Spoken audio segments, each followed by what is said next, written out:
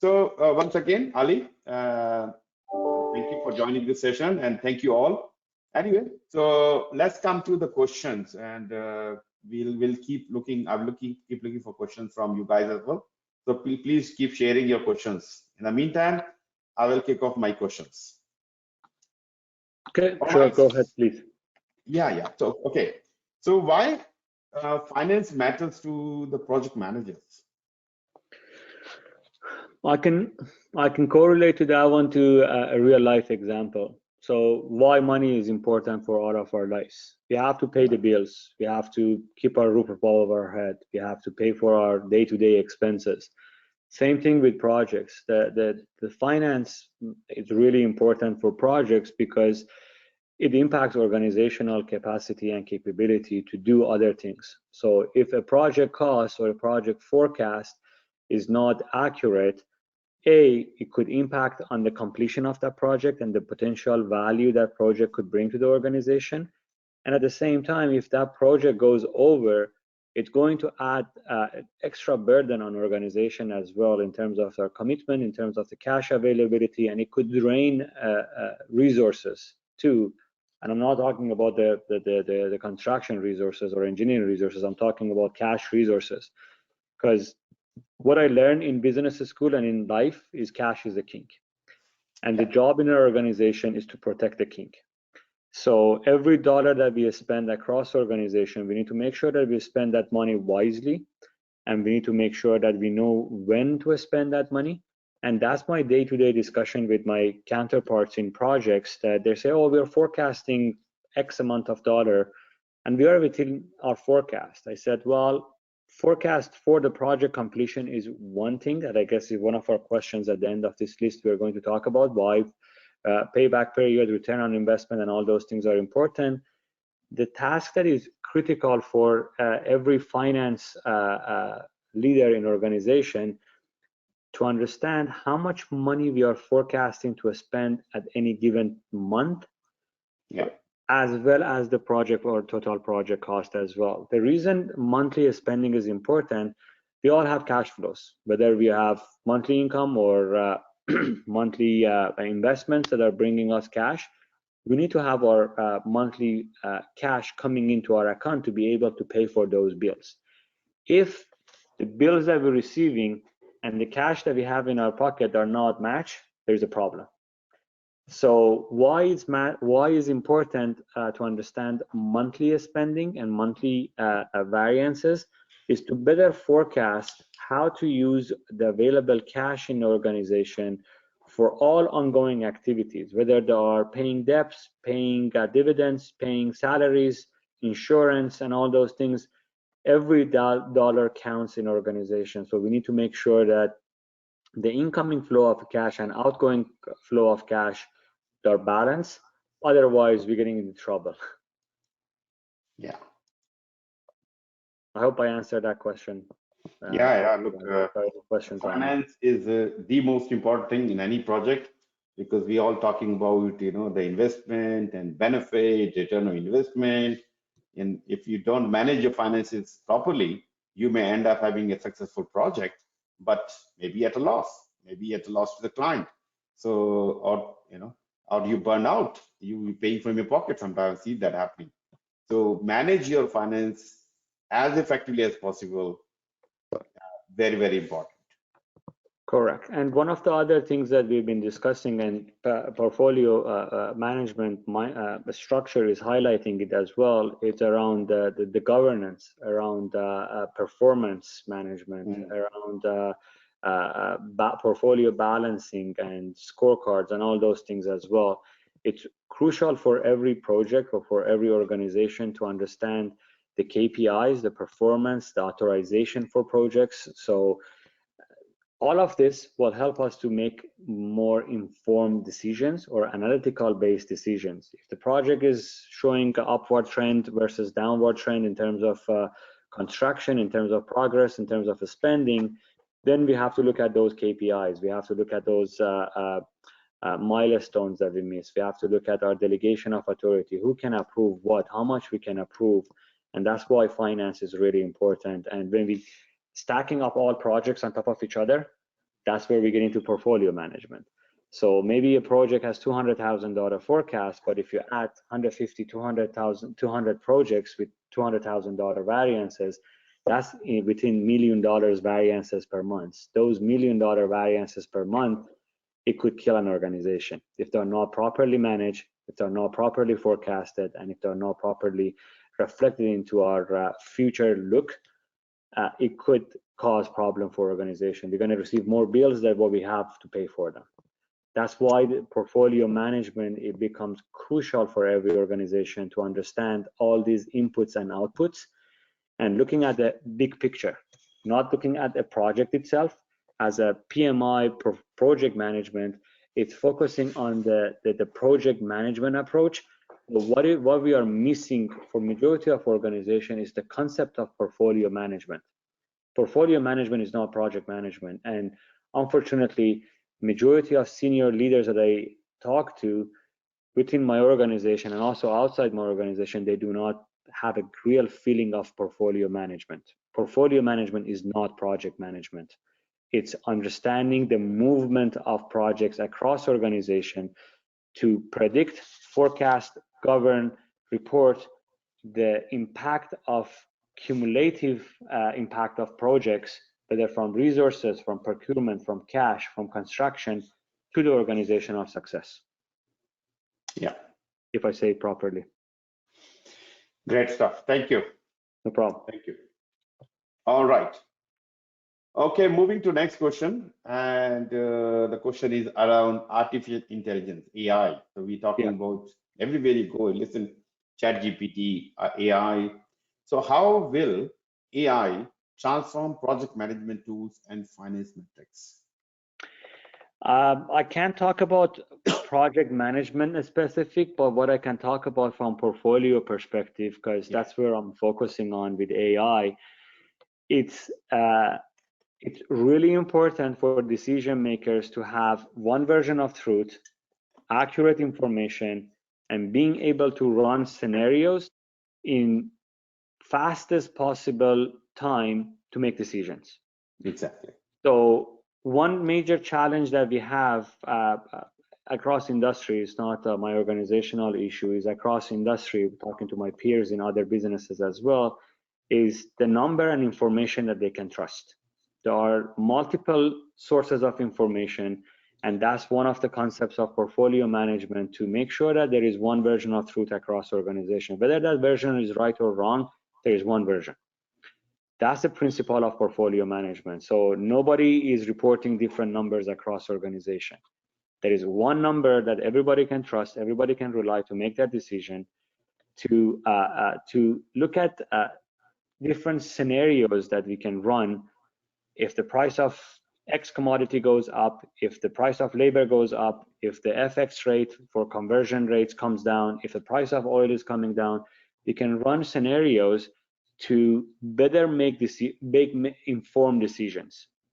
One of the gaps that organizations have, and portfolio management is going to help, is to have a centralized group that can run those scenarios to help senior leaders in organization to make informed decisions. I always telling people, I'm joking with people, that my job is, I'm a painter.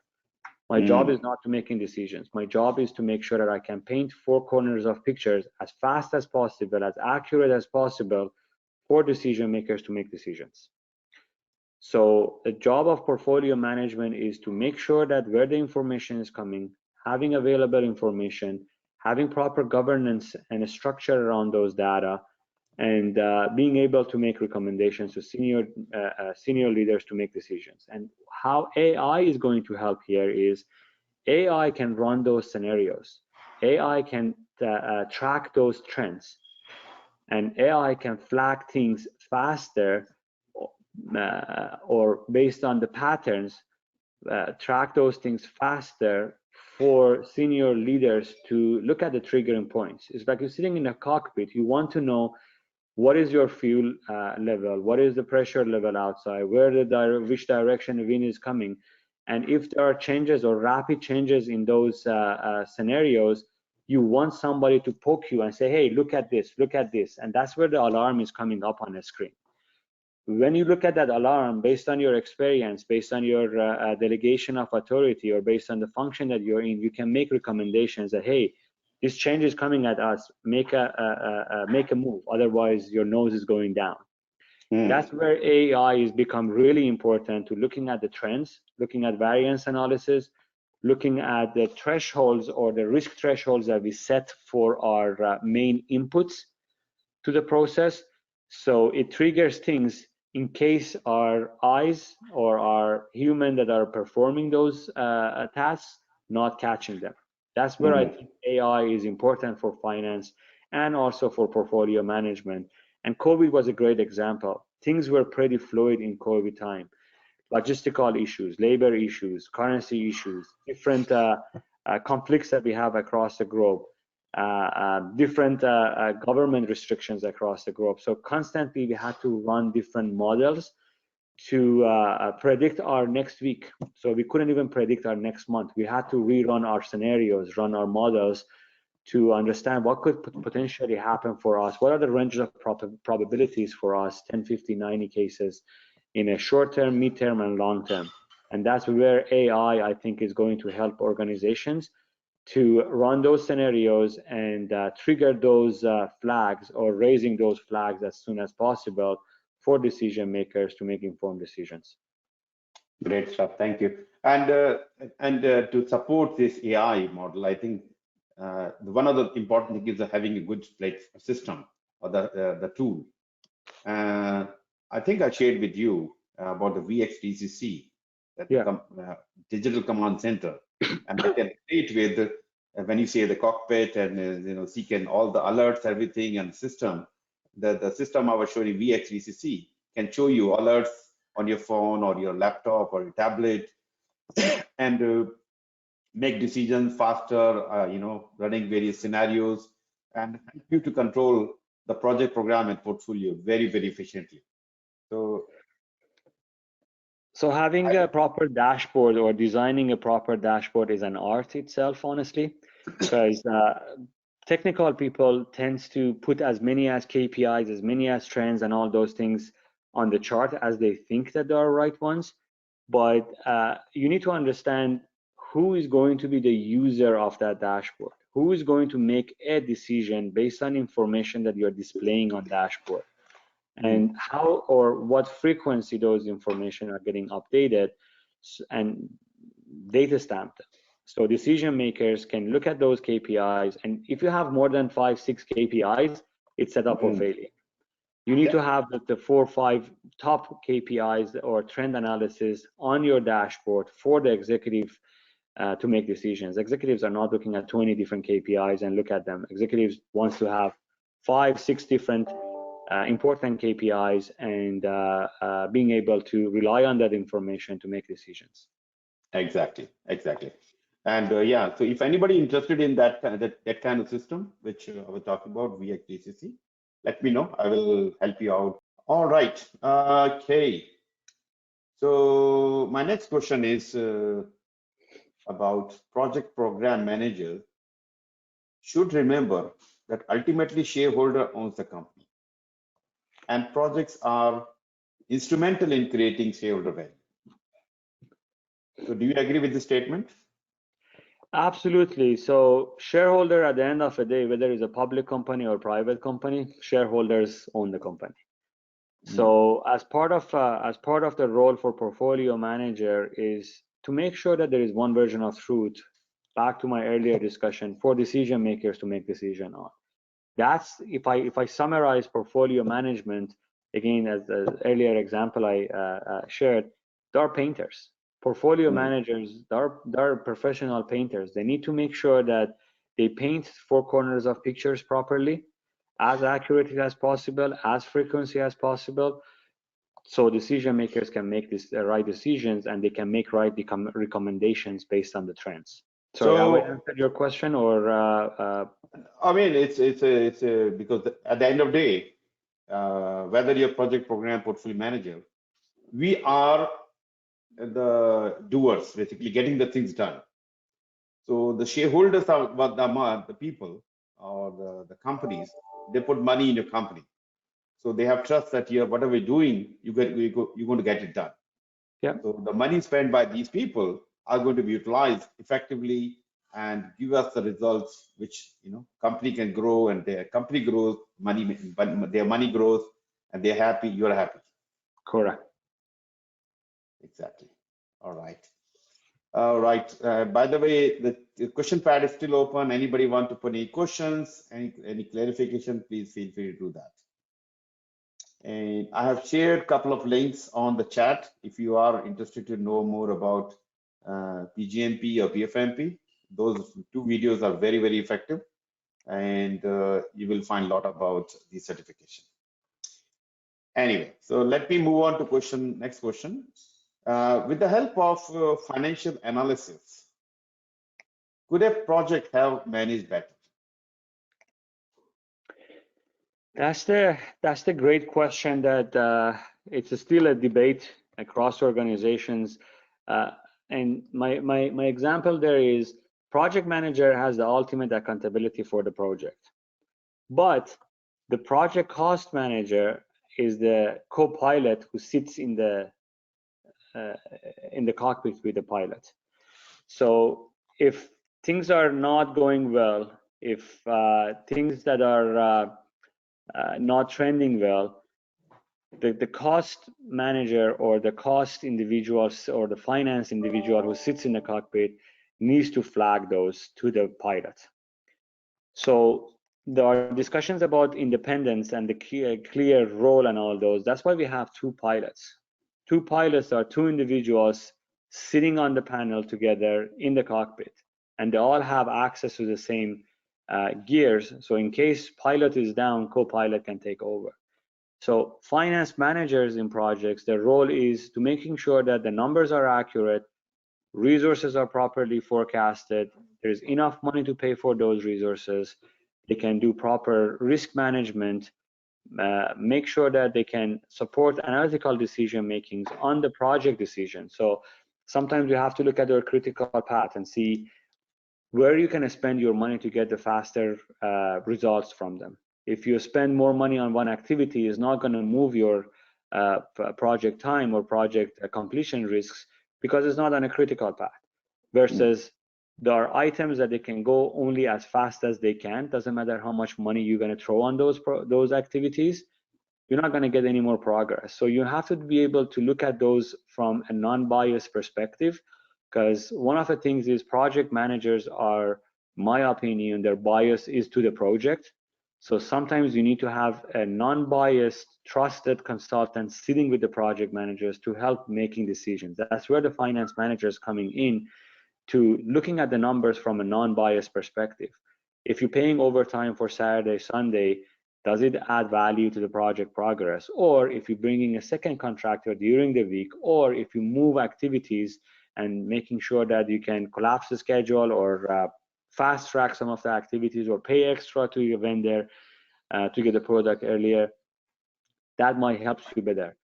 Those are the kind of analysis, those are the kind of scenario analysis that the finance manager can help the organization, can help the construction manager, project manager, procurement manager to make those decisions and those scenario analysis. So that's why I think it is a crucial role for every finance manager to have independence and also be part of the core team for every project. Great, good stuff. Thank you. I do have an audience question. Sure. And this is, he's talking about being a math hater, numbers, of course. There are numbers and digits are involved. It is very hard to perform project budgeting and its calculation. How to overcome this issue? Numbers won't lie at the end of the day. So there is one person in a project that won't lie, it's the projects. Sorry, the numbers. So I always saying that if you have any questions or if you have any challenges, bring your numbers forward. If you can't bring your numbers forward, then that's not an issue. So if I understood the question properly, how you doing the calculations for them? There are like in both PMP and PfMP, there are formulas to calculate earned value. I love earned value. I think earned value is the best matrix or best KPI for every project. It tells you what you, based on your snap plan or baseline plan, how much you spend and what did you get, and whether you spend more and you get less or you spend less and get more, it won't lie. So if you properly did your project planning, project baseline analysis, and WBS structure for the project with right estimate, that's the best KPI. I don't know if that was the question, Dharam, or the question No, different. yeah, question coming from a math hater, the person who don't like numbers. Then I don't have a remedy for that, but numbers won't lie at the end of the day. You need to understand those numbers, and that's why finance plays a critical role in every organization. So if you look at the corporate structure, the second person who takes over if something happens to CEO is CFO. Yeah. The CFO is supposed to know all numbers, all moving parts in the organization, and same thing with the project. If a project manager, something happened to the project manager, the project cost manager or the project finance manager or cost control, whatever the title in different organization could be, that's the second person in command. The construction manager is not the second person in command. The cost manager is second person in command. Exactly. And from my point of view, look, if you don't like numbers and you don't know, sometimes if you use spreadsheets and lots of presentation, it can be confusing. So best is to look for a good system, automated system where a lot of things can happen by itself. Of course, we still have to provide some numbers, or the system will calculate numbers or feedback from your project, project managers or from your team members, and it can give you some idea in the form of a graph, a picture. Yes, you don't like numbers, you can put that in a different kind of a graphical form or picture form, which can give you, in the traffic light indicators, red, green, or amber. So at least that can give you some indication. That's what I was pointing, that having a KPI or designing a dashboard or KPIs, that's an art. Yeah. It's not just you throwing numbers on a screen. You need to be able to look at the charts, look at the type of the charts, looking at colors. Colors are really important as well, and setting up the threshold for those colors as well. Like, what does red means? Red means that something serious is going to happen, but what does really means? Like, what are the thresholds that something moves to red? And you can set those based on the stakeholders' feedback, talking to you, key decision makers, that what triggers red for them in their mind to set those thresholds. So there is no formula for that, or there is no threshold for that. It's based on the risk tolerance of those decision makers in organization. Maybe one manager is okay with 10% variance, maybe another one wants 5% variance. So you need to land on a common ground, that when are you bringing up your red flag? Is it a 5%, at 10%, at 7.5%? So those are the details that you need to discuss about the projects, or about the dashboards for the projects. Exactly. And yeah, that's where your interaction with your senior manager is very important, to understand the risk appetite and risk calculation. Where do you all these things. Okay, and yes, having a right tool, as I've been talking again. And if you like to know more about the one I'm talking about, VXDCC, let me know. I will be happy to have more information for you. Or I think there's a follow-up question: how to answer to a question. What's the most common mistake PM make, maybe while performing project budgeting? Being optimistic. Is it a bad thing? It's a bad thing, yes. It's a really bad thing about being too optimistic on projects, and I explain you why is a bad thing. Majority of projects based on the IPA analysis or IPA benchmark data that we have, majority of projects they're having cost overrun because the scope of work wasn't really clear when they kick off the project.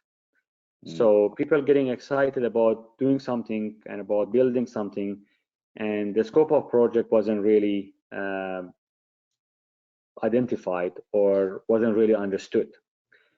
And that was one of the key things for every project that we saw, and we tracked that they had cost overrun, was the scope wasn't properly identified. If you don't have proper scope, you can't have proper estimate. And that's why, again, back to my earlier point, earned value is a key thing for every project and change management. So earned value will tell you based on what you planned and what you had in your scope and what you estimated as a base cost estimate for the project or base for construction, how are you doing? Are you going to be above that or below that? And if you're going to below that, should be a reason. And that's part of the change log and change management for the project, to understand the impact of unplanned. Some of those unplanned are known unknowns, some of them are unknown unknowns. You can't plan for unknown unknowns. That's where it goes to the subject of contingency and management reserve and all those things, this is not the subject of this discussion here. But what I've seen, optimism on the scope of work and the complexity of the work, sometimes it's a bad thing for project. And it's bad because we started spending money on the project, we put resources and allocate resources on something, and then at the middle of the project, we figure out, oh shoot, we need more money.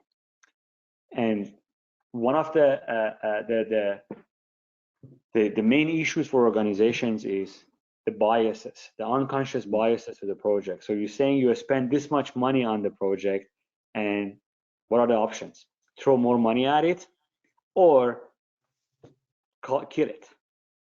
And we have it for our personal lives as well. Sometimes we have, maybe we have a vehicle or we have a piece of furniture that we like or something that we like. We don't want to give it up. We keep spending money on that either vehicle or equipment without even doing a math. Does it worth to spend that much more on it? Or should we make other decisions? Like your vehicle is a good example. Like if you have a 2000 Toyota Corolla and your engine is gone, what are you going to do? You spend $10,000 putting a new engine on the car while your body is rusted, while you need to have a new gearbox in a few years, while you need to have 4 pairs of tires and the rims and all those things? Or you just look at the vehicle and say, do I afford to buy a new car, or shall I spend $8,000 on that engine, knowing that I need to replace the car in 2 years? So that's why finance becomes really important, and that's why decision making or analytical decision making become really important for projects. At what point you're going to say, this is it, I'm not going to spend more money on this project. I know I spent 2 years on this project, I know it's a critical project, but the assumptions, and I'm going to jump into our last question here in terms of the payback period and IRR for the project and PI for the project. So that's why we're looking at those and say, hey, we said it's going to have a 3-year payback, it's going to have IRR of whatever 10, it's going to have the PI of 2. Now I need to spend twice more on the project. Now I can't finish the project in time. I won't be able to take the market opportunity or the trends that we were going to build this project to catch up to help the organization. What kind of decision am I going to make? Am I going to kill the project? Am I going to throw more money on the project? Am I going to throw even way more to get it done faster because it's going to give me competitive edge? That's why the quality of the data, finance role as an independent decision, risk analysis in the project, and also portfolio manager become really important, because you can see the trends, you can look at the impact of one project to the rest of the portfolio, because if you tie your resources, whether they are engineering resources, construction resources, and cash to one project to balance your portfolio, you need to push something else down.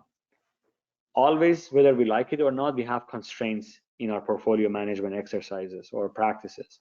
We have resource constraints, we have money constraints, we have time constraints. So the role of portfolio manager is balancing the portfolio or smoothing the portfolio. That was one of the words that one of my friends used, smoothing portfolio. So we need to smooth our portfolio from how many projects we have at the beginning that they require investigation, money, and resources. How many projects we have in development? How many projects we have in construction? Do we have healthy pipeline behind us to catch up, or are we going to lose our resources once we finish a big project? Can we maintain certain workload or certain trends of projects or a pipeline of projects to keep our core resources and also to the cash flow that we have available for us? That's art of portfolio manager. Yeah, good. Okay, we'll come back to the audience question again. Let me take another question. What are the critical inherent risks and complexities involved in international large-scale project finance and source of funding? That's a really good question, because especially over past few years, the entire market dynamic has changed. We have lots of conflicts across globe, whether through the sanctions between the countries or through the economic sanctions, conflicts that are cooking in different parts of the world that impacts supply chain, that impacts flow of material, the actual wars that we have, the energy wars that we have. It's a pretty complex market, and that's why it's financing projects. It becomes a little bit more complex and a little bit more important than past as well. How are we going to finance, and where are you going to bring money, what you're going to do, and when you're going to show return to stakeholders? So the social era or the social impacts of the investors has changed as well. Especially in our market dynamics, which is energy, there are different trends that or different interests from our investors that we haven't seen or we haven't experienced those ones in the past, and they're become important. We have to address them, we have to answer them. There are things that we were not doing 10 years ago that we have to do today to stay in business, and that's what banks and creditors are looking at as well. So when they're giving money to somebody, they need to make sure that their stakeholders, they keep their interest in their companies because they're investors. So they're collecting money from private investors, from institutional investors, and they're reinvesting them in different businesses. So they need to make sure that they satisfy their customers too, because we're not going to one bank or one creditors to get cash. We're going to multiple of creditors and banks to get loans, to get line of credits, to make sure that we can finance our projects. Once we finance them, we need to answer their questions too, because they're holding the cash, so they are the kings. So they need to know when we're going to finish the project, what is the completion percentage, how are we going to return the value, what are the market analysis and market changes. So if they want to stop their investment, again, to my earlier point, stop bleeding and kill the horse if they have to kill the horse. So that's why we need to report accurately, and they're looking at finance to provide them those frequent updates on the projects and the investments that they made. It's not like they give us a check and say, hey, go give us money back or give us a certain percentage of return on the money. They want to know how we're doing with that money as well, or how well we are progressing to spend that money too. That's the complexity that I added over past few years that we never had in the past. So it's like in the past, it was like going to a bank, asking for $500,000 mortgage and start paying your mortgages. And if you stop paying your mortgage, bank will take over. But now the market dynamic has changed.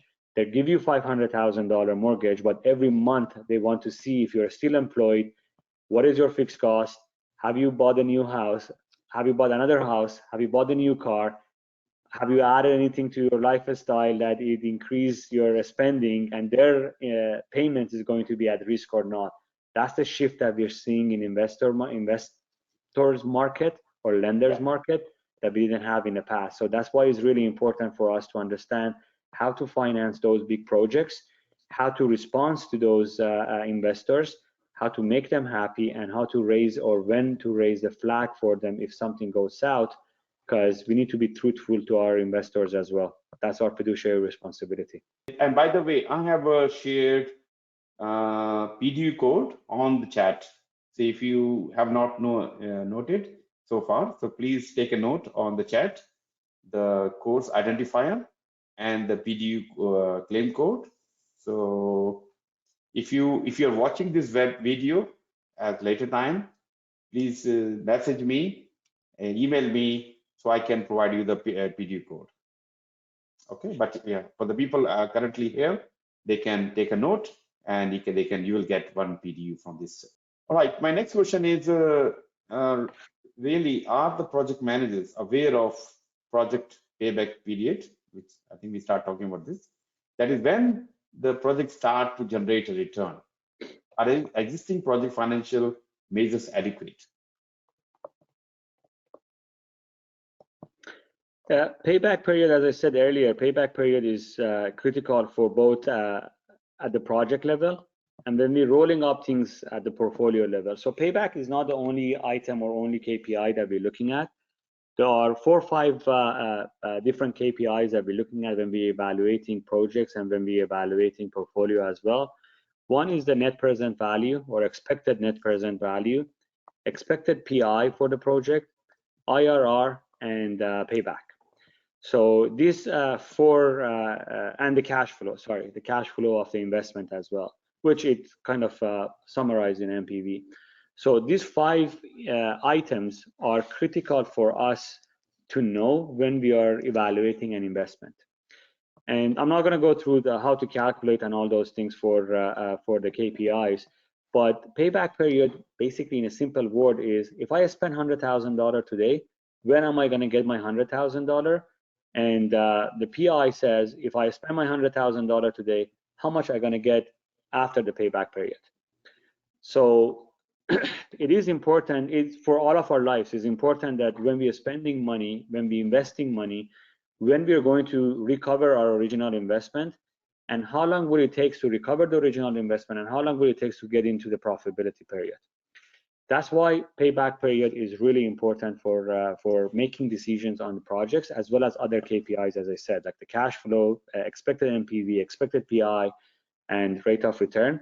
These are the 4 or 5 important matrix KPIs and matrices for every project when they're coming forward for approval, to make sure that they are vetted through properly, and we have backup for all of our assumptions.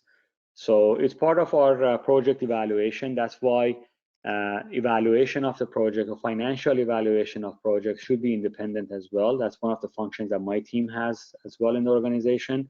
So I do have a group in my organization that they're looking at financial business investment or business analysis of the projects, to understand the inputs, to understand the risks, to understand the probability of the success, probability of the risks, cash flow, total investment cost, and they run models and they run scenarios to speed out those KPIs, as I mentioned. And also they're looking at tornado diagrams as well on the risks that we have and the impacts of those inputs on the outputs of the projects or outputs of the KPI. An example, if we're doing a project that it relates to crude oil, and crude oil is one of our highest volatile inputs, on the tornado diagrams we need to show it to say this item is our highest risk, and we need to watch it every day, every week.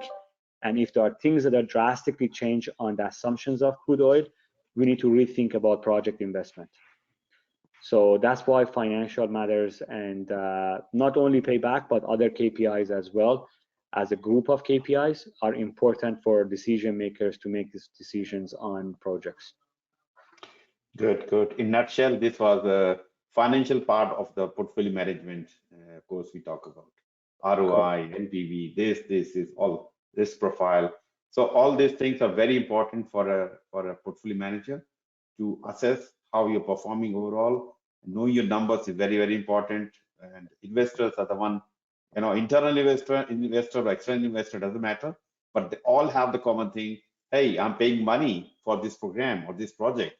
When I'm going to get my money back? How much, what percentage I will get back? Whether this project is better or that project is better. Comparison, you know, based on various calculations. And then also the project selection in portfolio management is another key input too. So as part of the portfolio manager, I need to make recommendations on which projects we can afford and we are capable of doing, and it exposes us to highest risks. So I need to answer those 3 questions, or I need to have data to answer those 3 questions as well. If you have 5, 6, and in my case, I have over 200 projects in our portfolio. So I need to be able to slow down or to or make recommendations to, I don't make the decision, I make recommendations. I need to make recommendation to speed up a project because it's going to generate enough cash for us based on the market condition, or I have to make a recommendation on slowing down some of the projects based on the market condition, again, based on their spending and based on the risk that they're exposing the entire portfolio to. So that's why I guess the concept of portfolio management is crucial for every organization, for having that non-biased internal consultant view. Okay, perfect. I got one question. This is regarding the PfMP certification. He's asking you what you studied for your PfMP certification. Sorry, when I started or why I started? No, what did you study for your PfMP certification? Oh, for studying my PfMP certification, there was a book and material that Dharam provided me, and I was looking at or browsing through the PEM book as well. But honestly, PEM book is more general, so it doesn't matter how many times you read PEM book, probably you don't understand some of those tricks. So the book that Dharam provided me, that was a really good book that I took a bunch of notes, and also the videos that he has as well. I watched those videos too, and as I mentioned earlier, him and I were talking more about those items than reading line by line or reading every page. We were just looking at each chapter, talking about the chapter, sharing comments and sharing opinion. So, and plus I had experience doing that, but my experience was more scattered. It wasn't more structured. And as a result of, I guess, this PfMP exercise, I changed majority of our documentation and our procedures in alignment with the process groups and categorization of documents in terms of governance, evaluation, KPI, charter, and all those things. So the concept was actually a great concept that I was putting in practice. So I think that helped me a lot as well, based on the discussions that I had with Dharam and adding voiceover. So it wasn't just reading the material. Reading material was a portion of it. It was everything else as well on the side, helped me out to get ready for the exam. Yeah, and thank you for that. For the people preparing for PfMP, make sure you're following the 3rd edition of Standard for Portfolio Management, not the 4th edition. One of the biggest mistake people do, especially when they're studying themselves, they start reading the SPM 4th edition, and they realize some people actually gone to the exam, came back, I know the book in and out, I don't know why I failed the exam. So my simple question is, are you reading the right book? The right book for at this stage, and now we are talking in May 2023, we're talking about 3rd edition Standard for Portfolio Management. So exam is still based on 3rd edition, just in case you are preparing for that. Yeah. And any other questions specific to PfMP or PgMP, feel free to book some time with me. Happy to discuss with you and walk you through with the process. And just like Ali find the program interesting, and I'm sure you will also enjoy the program.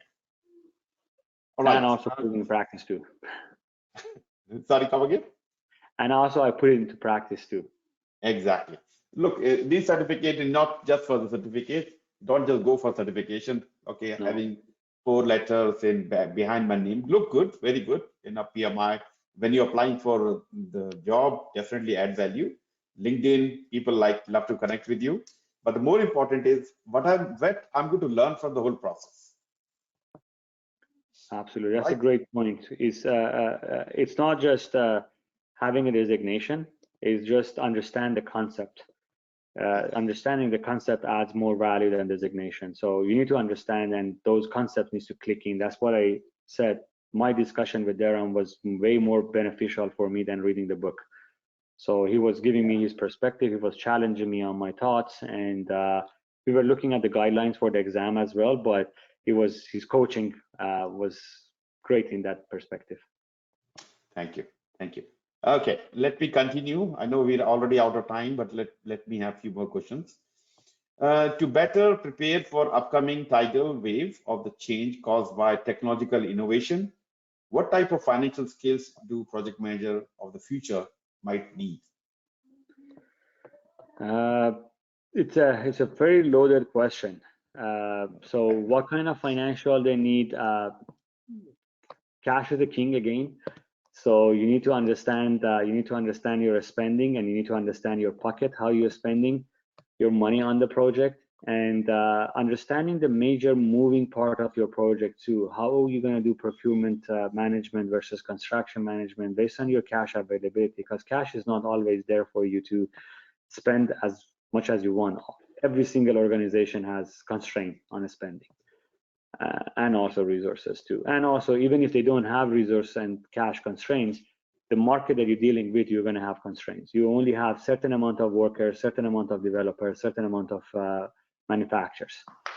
So the skill sets that project managers need for finance, I got my MBA after being in project management for more than 10 years, because I realized that cash is a king again, and I don't have that skill sets. So I went back to a school 13 years ago, and I got my MBA, and it helped me to distinguish myself from other project managers, because they might be more stronger than I am in construction or in technical, even though I'm a mechanical engineer and computer scientist as well.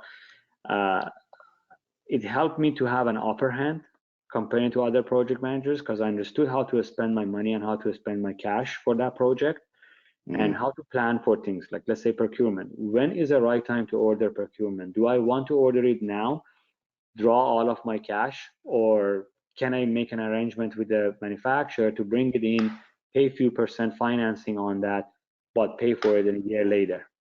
So having the products ready, but paying a little bit of financing or a little bit higher cost, rather than drawing all of my cash in current year, and at the same time decreasing the risk of procurement readiness for my project, I paid few % extra, but kept my money to prepare the construction and progress well on construction. Those are kind of a skill set that finance education or training would help you. I don't necessarily recommend or advise to get MBA for project managers, but at least understanding the impact of cash to decision making, understanding the balance sheet for the organization, understanding the cash flow and all those things, understanding how to calculate MPV, PI, earned value, CPI, SPI, not just looking at the number, what it takes to get, or what are the insights that those KPIs tells you. These are important for project managers, in my opinion, and honestly, I failed in the past because I didn't understand some of those subjects in the past, or maybe fail is a strong word. I could have done better with my projects if I had better financial acumen back then. Yeah, I mean, the basic knowledge is very important. It's not MBA. It's not. I wouldn't say basic knowledge. I would say a little bit more than basic knowledge, but not MBA. I mean, it depends how we define basic. Yeah. So you need to understand your numbers. You need to understand how fast the cash is leaving your pocket. Why is it leaving your pocket? And understand all moving parts, and also looking at the completion percentage and everything else as well. So it's combination, but if as a project manager you don't have a strong financial wing on your side, you need to wear two hats. And that's why and one of the earlier comments or questions that we had, the importance of finance manager or finance rep on the project is to help you translate those numbers and help you looking at the trends and variances. Perfect. All right, and I'm running low on the time now, but let's see what we can cover. So do business critical financial report aid senior managers and executives maximize the profit and unearthing the new opportunities? Yes, absolutely. It's not maximizing the return directly, it's helping them to make right decisions to maximize the return. So having KPIs, having an understanding of what the portfolio looks like and what kind of changes they can make to make the portfolio profitable, that's the real value. The power of making decisions based on good quality data, that's the value that portfolio is bringing to the organization. It doesn't say that if you do portfolio management right, you're going to save 30%. I don't think it is the right number.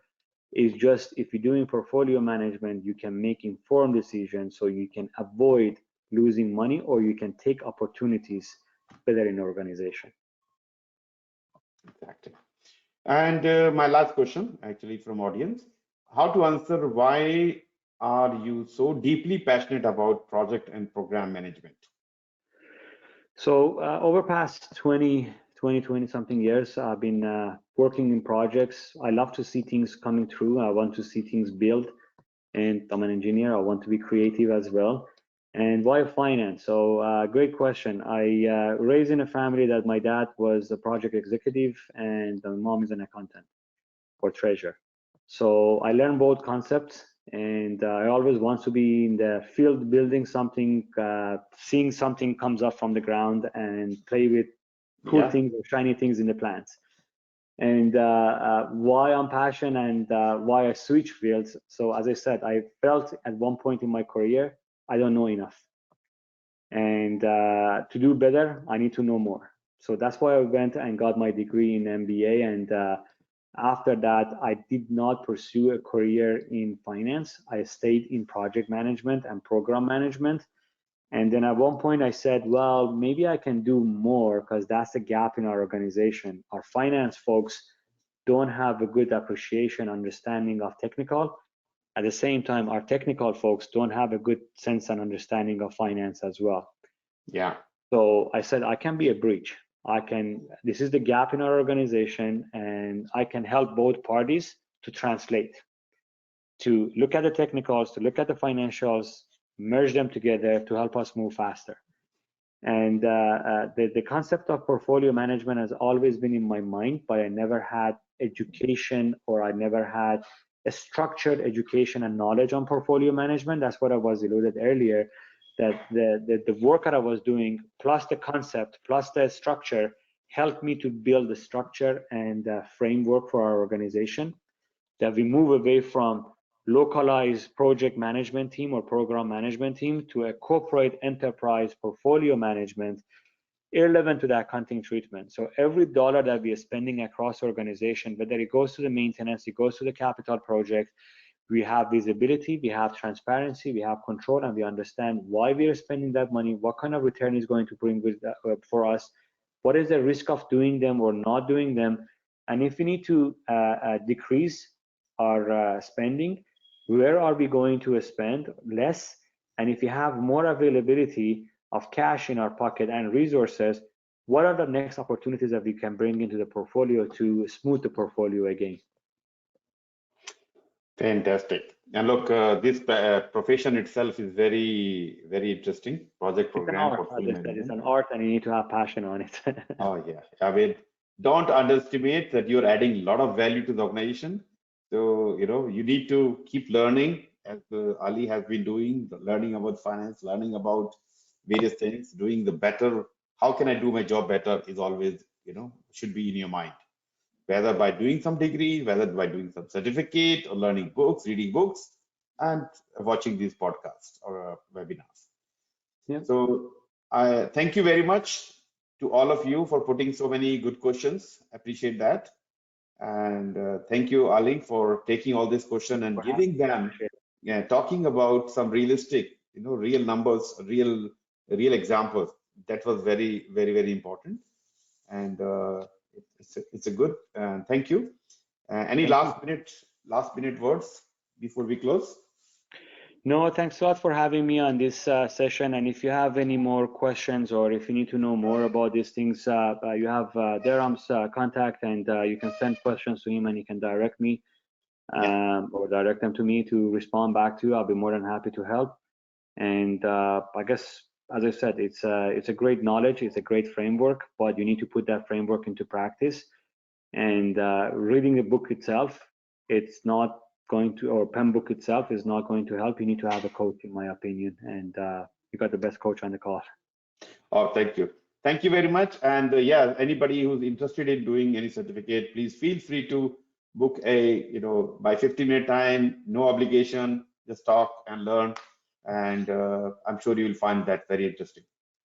So with this, I like to conclude, and I like to once again thank you, Ali, for your passion and the sharing of knowledge, and thank you all of you, for staying together. I know there was some technical problem, but you stayed together and you learned from. I'm sure you learned a lot from this, and I like to thank you my team. They have been behind the scene. They're working really hard to bring this webinar again. And look forward to the next week, next session coming in 2 weeks' time with Tom, and he's going to talk from he's not working for NASA, but this company is providing a lot of support for the NASA. So you will learn a different angle from him.